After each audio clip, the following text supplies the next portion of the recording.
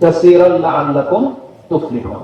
আল্লাহ বলেছেন জুমার সালাত শেষ, তোমার ব্যস্ততা আছে, জমিনে ছড়িয়ে পড়ো, ব্যবসা বাণিজ্য থাকলে, ক্ষেত খামার থাকলে, আল্লাহর রিজিক তুমি তালাশ করো। কিন্তু আল্লাহর রিজিক তালাশ করতে গিয়ে তুমি কিন্তু আল্লাহকে ভুলে যেও না। ওয়াযকুরুল্লাহ কাসীরান, বরং সেখানে গিয়ে তুমি আল্লাহকে অধিক মাত্রায় স্মরণ করো। তার মানে আমি আপনাকে বোঝাতে চেয়েছি, মোটা মোটা কাজগুলো যখন শেষ হয়ে যায় তখন মানুষের মধ্যে একটা গাফিলতি চলে আসতে পারে। যেমন আমাদের রমজান শেষ, আমাদের হজ শেষ, এখন এই যে আগামী মুহররম পর্যন্ত আমাদের তেমন একটা কোনো সিজনাল কোনো ইবাদত নাই। এই জন্য হয়তো আমরা অনেকে একটু গাফিলতির দিকে চলে যাব। আল্লাহ বলছে না, এটা চলবে না। তুমি গাফিলতির দিকে যাবে না, বরং তুমি এখন অধিক মাত্রা আল্লাহকে স্মরণ করার চেষ্টা করো। কারণ যখনই মানুষ গাফিলতির দিকে যায় তখনই সে শয়তানের পদাঙ্ক অনুকরণ করে। আর শয়তানের মূল কাজ এটাই যে সে আল্লাহর কাছ থেকে ওকে একটু দূরে সরাতে পারলে শয়তান কামে।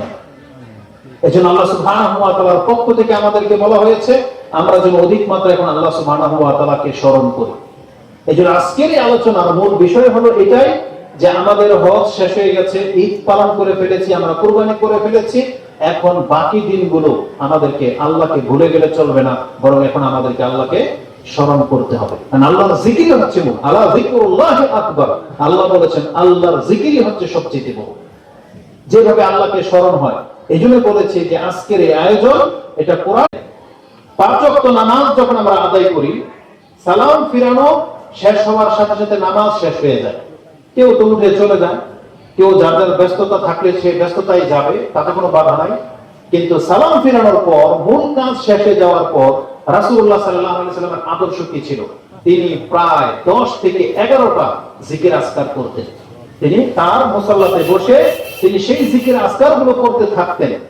রাসূলুল্লাহ সাল্লাল্লাহু আলাইহি ওয়াসাল্লাম থেকে আমরা যেটা জানি যে তিনি সালাম ফিরানোর পরে তিনি 3বার করে বলতেন আস্তাগফিরুল্লাহ আস্তাগফিরুল্লাহ আস্তাগফিরুল্লাহ আল্লাহুম্মা আনতাস সালাম ওয়া মিনকাস সালাম তাবারাকতা ইয়া যাল জালালি ওয়াল ইকরাম। তিনি সূরা ফালাক, নাস, ইখলাস পড়তেন। 33 বার সুবহানাল্লাহ, আলহামদুলিল্লাহ, আল্লাহু আকবার বলতেন। তিনি আয়াতুল কুরসি বলতেন। তিনি লা হাওলা ওয়ালা কুওয়াতা ইল্লা বিল্লাহ বলতেন। তিনি বলতেন আল্লাহুম্মা ইন্নী আলা যিকরিকা ওয়া শুকরিকা ওয়া হুসনি ইবাদাতিকা। এইভাবে প্রায় 10 থেকে 11টা জিকির আজকার রাসূলুল্লাহ সাল্লাল্লাহু আলাইহি ওয়াসাল্লাম সালামের পরে তিনি করতেন। তার মানে মূল কাজ শেষ হওয়ার পরে আল্লাহর জিকির তিনি শেষ করতেন না, জিকির চলতে থাকতো। উপরন্তু আপনি লক্ষ্য করে দেখেন তো, জুমার ব্যাপারে আল্লাহ সুবহানাহু ওয়া তাআলা কি বলেছে?